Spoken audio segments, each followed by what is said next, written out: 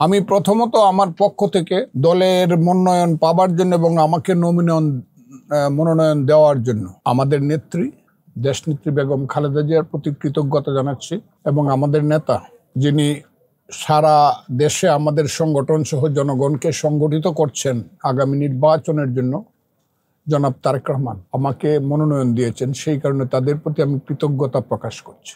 কারণ আমার বিরুদ্ধে স্বাধীনতা বিরোধী শক্তি মিথ্যার উপরে ভর করে যে একটা কুয়াশা সৃষ্টি করেছিল, নিশ্চিতভাবে আমার নেতৃত্ব এবং আমার দলের নেতৃবৃন্দ তারা সেই কুয়াশাটাকে ভেদ করে যে আমাকে একটা আলোতে নিয়ে আসছেন, সেই কারণে তাদের প্রতি আমার কৃতজ্ঞতার কোনো অভাব নেই। আমি চেষ্টা করব বাংলাদেশটাকে রক্ষা করার জন্য, বাংলাদেশে যে কারণে মুক্তিযুদ্ধ হয়েছিল, বাংলাদেশ সৃষ্টি করার জন্য যে কারণে মুক্তিযুদ্ধ হয়েছিল, সেই মুক্তিযুদ্ধের বাংলাদেশকে রক্ষা করার জন্য এবং মেজর জিয়া পরবর্তী সময়ে শহীদ রাষ্ট্রপতি জিয়াউর রহমানের নেতৃত্বে যে বিএনপি, সেই বিএনপিকে আমি ধারণ করে এই দেশে মুক্তিযুদ্ধের পক্ষে, মানুষের পক্ষে, মানুষের ভাত কাপড়ের শিক্ষা চিকিৎসার পক্ষে দাঁড়াবো এবং দলের সমস্ত নীতি নির্ধারণের কাজে আমি সহযোগী হিসাবে কাজ করব।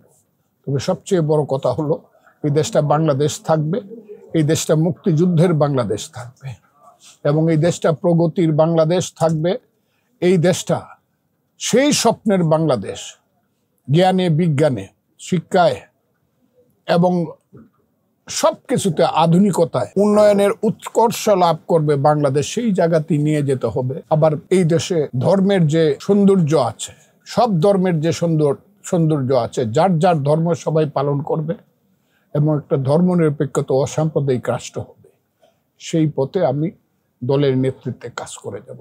বিএনপি কোনো কারণেই যত সমস্যায় পড়ুক, যে অবস্থায় পড়ুক, বিএনপি কোনো কারণেই মুক্তিযুদ্ধের বাইরে যাবে না। এই জিনিসটাকে আমি এইভাবে দেখছি। কারণ বিএনপি কিছুদিন আগেও আমি যদি মনে করি বিএনপি কমিউনিস্ট পার্টির মতো মুক্তিযুদ্ধের ধারণা পোষণ করে, এটা সঠিক হবে না। বা আওয়ামী লীগের মতো মুক্তিযুদ্ধের ধারণা বিএনপির মতো করে মুক্তিযুদ্ধের ধারণা পোষণ করে।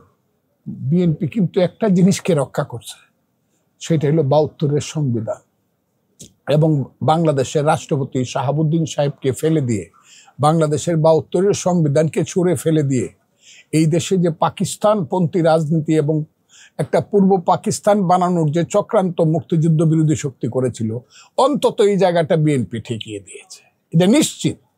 কারণ এখন আওয়ামী লীগ তো নয়, তারা তো সব পালায়ে গেছে। এখন তো আর কেউ বলতে পারে না এই আমরা আছি মুক্তিযুদ্ধের পক্ষে।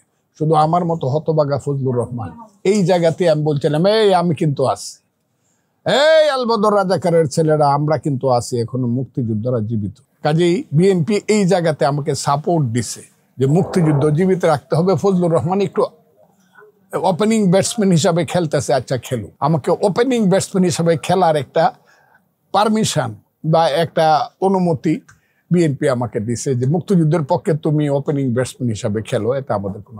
কারণ আওয়ামী লীগের এখন যারা জীবিত আছে এবং যারা গত ১৫ বছর নেতৃত্ব করছে, ৫০ জন মন্ত্রী ছিল, ৩.৫ জন মন্ত্রী ছিল মুক্তিযোদ্ধা শেখ হাসিনার মন্ত্রিসভায়, আর কেউ মুক্তিযোদ্ধা ছিল না। কাজে আওয়ামী লীগই একমাত্র এই কথা বলাটা খুবই মানুষের প্রতি, ইতিহাসের প্রতি অবিচার করা হয়। এই দেশে মুক্তিযুদ্ধ করছে বাংলাদেশে তৎকালীন জীবিত ৭.৫ কোটি মানুষ। আওয়ামী লীগ নেতৃত্ব দিছে, বা এটা বলতে পারেন যে আওয়ামী লীগ তখন, বিএনপি তো তখন ছিল না, কিন্তু বিএনপি মুক্তিযুদ্ধকে ধারণ করছে জিয়াউর রহমানের।